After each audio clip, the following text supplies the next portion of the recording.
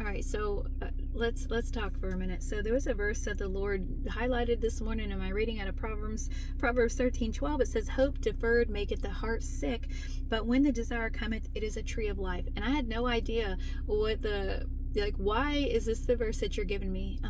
But then as I went through everything, as I finished all the reading, the thoughts began to flow, and I'm like, okay, let's put this together. Why is it that so many Christians struggle and that hope is deferred and their heart sick, right? They feel sad, devastated, like there's no victory, like they're being overcame and conquered, because it does happen. And to say that it doesn't is foolish. That does happen. It says when the desire cometh, it's a tree of life. So why do we often feel that way when we know that we have access to life, right? And I'm thinking about this and this death and life, and Galatians 2:20 says, "I'm crucified with Christ, nevertheless I live, yet not I, but the life that I now live in the flesh, I live by the faith of the Son of God who loved me and gave himself for me, and I do not frustrate the grace of God." So I'm thinking about these two right things, death and life, right? A lot of times a Christian will get saved and then think that they have to do something. And of course there are things that we ought to do.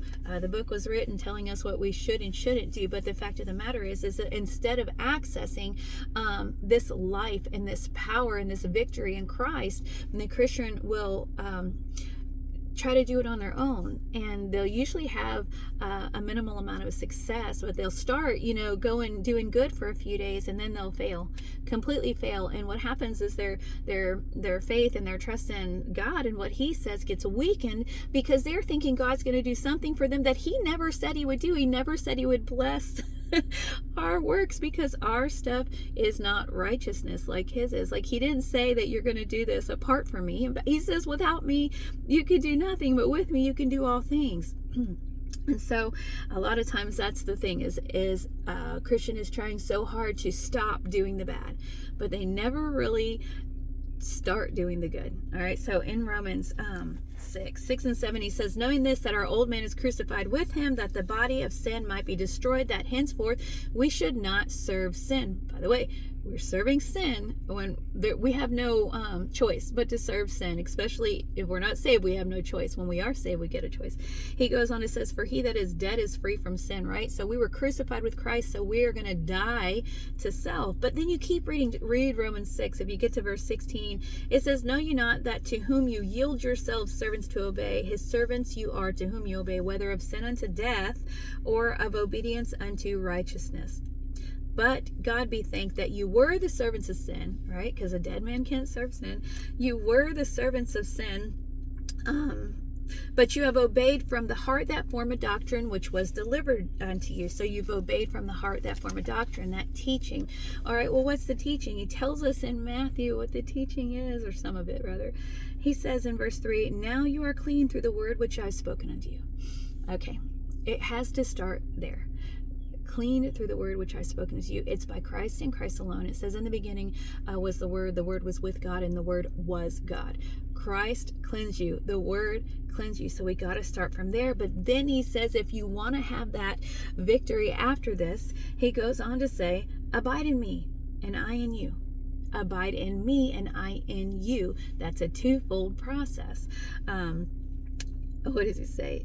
"Abide in me and I in you, as the branch cannot bear fruit of itself except it abide in the vine. No more can you except you abide in me." And he goes on to say, "I am the vine, you are the branches. He that abideth in me and I in him, the same bringeth forth much fruit. For without me you can do nothing." Again, how is this all tied together? Because hope deferred makes the heart sick. So when you're not receiving the victory that God's promised, right, that's devastating. It's difficult. He said, "But when the desire cometh, it's a tree of life." A tree of life. What is a tree, a plant, a vine, whatever is growing produce? It produces a level of fruit. All right, and we have to, as his vessels, we have to yield to him. We have to concede, surrender, allow him. And it's not by attempting to live perfectly and give up everything. In fact, we're to die to that and start serving righteousness. So all this focus is on stopping the things that you feel like are harming you, when really, if you're saved, right, your flesh is dead. You're reviving that thing. You're getting down there and doing CPR to let it get back to life every time you obey it. You have to pick the authority that promises victory, the one that says, I will produce the fruit. And so you have to stop focusing on stopping and start focusing on the starting, the serving righteousness. Like, he delivered us so that we could serve him and abide in him and be cleansed by him and have victory in him and bear much fruit. See, he's the tree of life. He's the tree of life. So a tree doesn't stop doing something, right? It just abides and it yields and his fruit comes forth. All right. So just start trusting God. Start letting him do it. Do the right things. Be in the right places. Have the right people around. Listen to the right things. Start there. Don't try to give up everything all at once, because you're weak. I'm weak. The flesh is weak. Let that thing be dead and let Christ live in you. Crucified with Christ, nevertheless I live, yet not I, but the life that I now live in the flesh, I live by the faith of the Son of God, who loved me and gave himself for me. All right, be blessed.